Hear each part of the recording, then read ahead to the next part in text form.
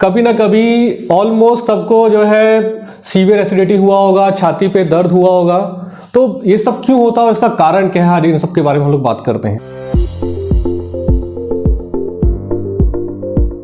आज दोस्तों बात करते हैं गैस्ट्रोएसोफेजियल रिफ्लक्स डिजीज की, जिसे हम लोग अपना कॉमनली GERD बोलते हैं, या फिर जो है कॉमन लैंग्वेज में सब लोग बोलते हैं रिफ्लक्स सिम्टम्स हो रहे हैं। देखा जाए तो कभी ना कभी ऑलमोस्ट सबको जो है सीवियर एसिडिटी हुआ होगा, छाती पे दर्द हुआ होगा।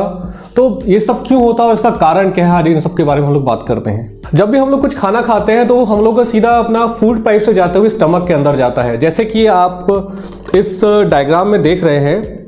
तो जब भी हम लोग खाना खाते हैं, खाना खाने के बाद ये हमारा इसोफेगस यानी फूड पाइप में जाता है। फूड पाइप के बाद वो खाना हम लोग के पेट में जाता है, इससे हम लोग अपना स्टमक या अमाशय बोलते हैं हिंदी में, और उसके बाद अपना नीचे अपना छोटी आंतों में। तो एसिडिटी या ऐसी क्यों होती है, इसका कारण क्या है?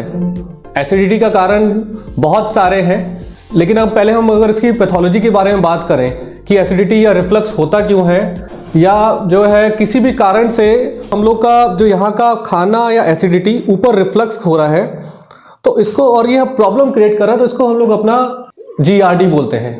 तो होता क्या है कि हमारे फूड पाइप और स्टमक के बीच में एक जो है स्फिंक्टर होता है, जैसे यहाँ लिखा हुआ मस्कुलर रिंग, इसे हम लोग लोअर इसोफेजियल स्फिंक्टर बोलते हैं। ये काफ़ी हेल्प करता है एसिडिटी या खाने के ऊपर रिफ्लक्स प्रिवेंट करने के लिए। एक डायफ्राम होता है जो कि हमारे छाती और पेट के बीच में एक छल्ली होती है, जिसे हम डायफ्राम बोलते हैं। ये बहुत हेल्पफुल होता है अपना रिफ्लक्स सिम्टम्स को प्रिवेंट करने के लिए।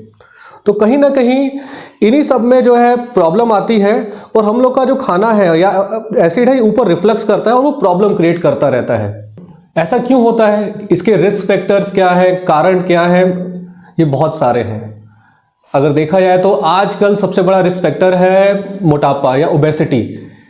जब भी हमारे पेट में ओबेसिटी बढ़ जाती है, पेट के अंदर चर्बी बढ़ जाती है, तो वो करता क्या है कि स्टमक को पुश कर रहा है, धीरे धीरे स्टमक को पुश करता रहता है और स्टमक में प्रेशर इंक्रीज होता रहता है। और over the period of long term होता है क्या कि धीरे धीरे करके हमारे जो स्फिंक्टर्स हैं वो वीक पड़ जाते हैं, और खाना या एसिड जो है ऊपर रिफ्लक्स करने लगता है। रिस्क फैक्टर्स में हम जब आगे बढ़ते हैं तो देखते हैं कि सबसे पहला कारण मोटापा है। इसके अलावा जो है जो लोग स्मोकिंग करते हैं, लगातार अल्कोहल लेते हैं, अगर देखा जाए तो बाहर का खाना, फास्ट फूड खाना, जब हम लोग खाना खाते हैं और ढेर सारा खाना खा लेते हैं कि वो मतलब जो ऐसे कि पेट एकदम भर जाता है, तो वो फिर अक्सर क्या होता है कि अपना रिफ्लक्स होने लगता है। इसका जो है अपना केवल घरेलू उपचार से इसको ठीक कर सकते हैं। हम देखेंगे इसमें सिम्टम्स क्या क्या आते हैं। सिम्टम्स को हम लोग 3 पार्ट में डिवाइड करते हैं कि कन्वेंशनल सिम्टम्स होते हैं, फिर एक एटिपिकल सिम्टम्स बोलते हैं, और फिर एक होता है वरीसम सिम्टम्स। तो पहले अगर हम कन्वेंशनल सिम्टम्स या नॉर्मल जो है मरीज क्या बताता है, उसको प्रॉब्लम क्या होती है, वो अक्सर बताता है कि जो है उसकी छाती में जलन हो रही है या छाती में दर्द हो रहा है, इसे हम लोग हार्टबर्न बोलते हैं। ये सबसे कॉमन सिम्टम है इसका। फिर इसके अलावा जो है उसको फील होता है कि उसका खाना मुंह में आ रहा है, उसके पेट में यहाँ पर ऊपरी हिस्से पे दर्द हो रहा है, उसको जो है बार बार डकारें आ रही हैं। अगर हम लोग बोलें कि एटिपिकल सिम्टम्स, उसमें होता क्या है कि रिफ्लक्स डिजीज हमारा इतना ज़्यादा बढ़ जाता है कि वो फिर बहुत सारी और प्रॉब्लम क्रिएट करने लगता है। जैसे कि अक्सर आपने सुना होगा मरीजों को बार बार जो है खांसी आ रही है, एसिडिटी उसका एक बहुत बड़ा कारण है। इसके अलावा किसी के मुंह से आप बोलते, वो मरीज बताते हैं कि जो है भाई बैड ब्रेथ हो रहा है, यानी जो है कि मुंह से बदबू आ रही है। अक्सर जो है अगर हमारे सिम्टम्स कंट्रोल ना हो तो ये निमोनिया एवं अस्थमा तक कर देते हैं।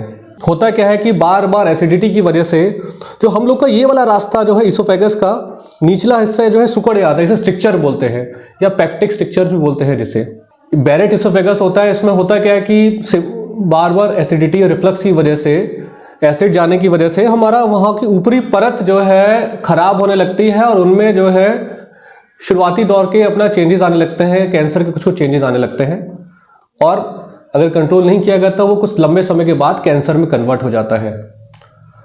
तो इसीलिए जो है इस बीमारी के बारे में हम सब लोग को मालूम होना चाहिए, उसको हम लोग अपना सही समय पे पहचान लें और सही समय पे इलाज कर लें। तो अब अगर इलाज की बात करें तो इलाज जो है इसका नॉर्मली 3 पार्ट में डिवाइड करते हैं। भाई पहला सबसे जो कॉमन है कि लाइफस्टाइल मॉडिफिकेशन और डाइटरी मॉडिफिकेशंस। अगर इसी पे ध्यान दिया जाए तो हम मैक्सिमम टाइम इसी से कंट्रोल कर लेते हैं चीज़ों को। दूसरा मेडिसिन से यानी दवाइयों से, और तीसरा अगर इन दोनों से भी ठीक नहीं हो रहा है तो सर्जरी द्वारा। ओके, अब जैसे अगर लाइफस्टाइल मॉडिफिकेशन की बात करें तो भाई सबसे इम्पॉर्टेंट है कि हम लोग खाना जो है रात में स्पेशली बहुत हल्का खाया करें, और खाना खाने के बाद जो है कम से कम 1.5 से 2 घंटे तक हम सोए ना। होता क्या है कि भाई मरीजों ने अगर रात में जो है ढेर सारा खाना खा लिया और खाना खा के लेट गए तो ऑब्वियसली जो है पूरा जो है अपना जो है प्रेशर पड़ेगा और वो खाना ऊपर रिफ्लेक्स करेगा। बाहर का खाना अगर बार बार खा रहे हैं, एक बार में ढेर सारा खाना खा ले रहे हैं, तो हमारे कुछ समय के बाद स्फिंक्टर्स वीक हो जाते हैं और रिफ्लेक्स होने लगता है। फिर अगर हम जो है अगर मेडिसिन की बात करते हैं तो आजकल जो है मतलब एंटासिड्स के टैबलेट्स या प्रोटॉन पंप इनहिबिटर्स आते हैं, जो कि मतलब अगर बोला जाए तो ऑलमोस्ट जो है जीआरडी को ठीक कर देते हैं। बहुत कम केसेस में सर्जरी की ज़रूरत पड़ती है। अब लेकिन मेरा मानना यह है कि जब भी जिसको भी ये प्रॉब्लम है तो पहले हमेशा से डॉक्टर को जाके दिखाए ज़रूर। सर्जरी की ज़रूरत तब पड़ती है जब हमारे या तो वरिसम सिम्टम्स आ रहे हों, जैसे कि उसमें सिकुड़न आ रही है या हमें कैंसर का शक लगने लगा है, या फिर जो है हमारी एसिडिटी या जीआरडी हम लोग की ठीक नहीं हो रही है। हम लगभग जो है 6 महीने से ज़्यादा दवाई ले चुके हैं, हम लोग जो है पीपीआई की दवाई मरीज़ जो है वो अपना डबल डोज पे ले रहा है तब भी ठीक नहीं हो रहा है, तो हम लोग को सर्जरी की ज़रूरत पड़ती है। अगर जीआरडी के साथ में हाइटल हर्निया भी है और हर्निया का साइज़ भी काफ़ी बड़ा है और प्रॉब्लम क्रिएट कर रहा है, तब भी सर्जरी ही हमेशा से एडवाइजेबल है कि इसकी सर्जरी करनी चाहिए।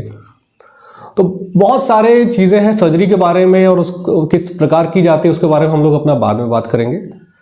तो बस मेरा यही कहना है कि जब भी प्रॉब्लम हो हमेशा से जो है डॉक्टर्स को दिखाएं और कंसल्ट करें। तो ये सारी चीज़ें हैं जिसमें मतलब कि तुरंत उसको जो है अपना डॉक्टर को कंसल्ट करना है। हो सकता है कि हमें एंडोस्कोपी करनी पड़े और उसके हिसाब से अपना इलाज आगे किया जाए।